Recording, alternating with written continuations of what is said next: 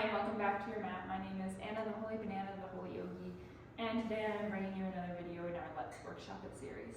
Today we're going to be focusing on child's pose, and I'll give you two variations of child's pose today. So we'll get started right away in our child's pose. We're going to talk about the version first that comes more into the low back.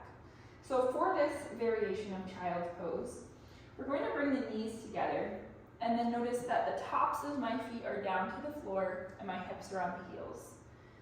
From here, we're going to walk our hands forward and bring our forehead down to the mat, pulling the hips back towards the heels. Now you'll notice that maybe your forehead is lifted or your hips are lifted. In order to make that forehead come down, you might ask, well, which one should I do, Anna?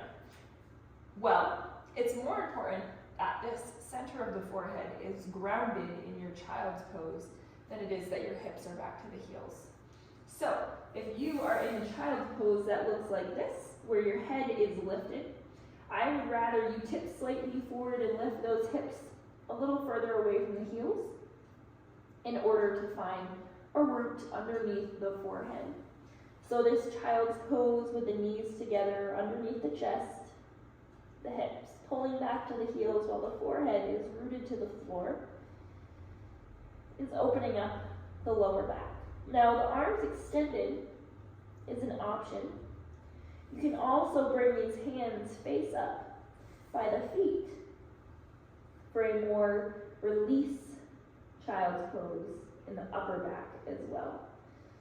So this would be your first child's pose, and really the biggest point here is make sure that that forehead is rooted down.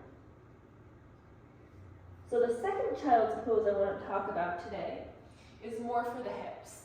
For this child's pose, your toes will stay together, hips will stay on the heels, but you'll open those knees mat width distance, or wider or narrower, but as wide as you can go comfortably in your body. From here, you'll do the same thing. You'll walk your hands forward, and again, try to find the forehead connected to the mat. Again, if you feel like you're lifted here and you can't bring the forehead down, I'd rather you lift the hips away from the heels to find that connection, then keep that head away from the floor. So let's find our child's pose, and you'll notice that this version naturally finds more release in the hips, inner thighs.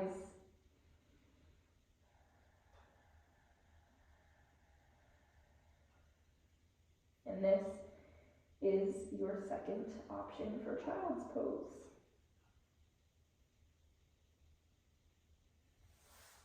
So there you have a very simple but very effective and useful pose in our practice. Child's pose is often used for rest. Say you're in a power vinyasa class. That will be the pose you come to when the energy portion of class is finished. It's also a pose that us as instructors, we offer for students to take whenever they feel like they need a break. If they need to tap out, child's pose is there for them. They just don't need any more energy in their practice. So I encourage you to give both of those child's poses a try and decide which one feels best in your body, and use that as an oasis in your practice, whether you're in a studio or at home. If ever you need a break, just come ground down with that forehead on the mat, hips pulling back to the heels, and find your breath again and connected. Thank you so much for practicing with me today. If you'd like to check out all of the other videos in the Let's Workshop It series and my online library, make sure to check out the links in the description. I'll see you on the mat again soon. Namaste.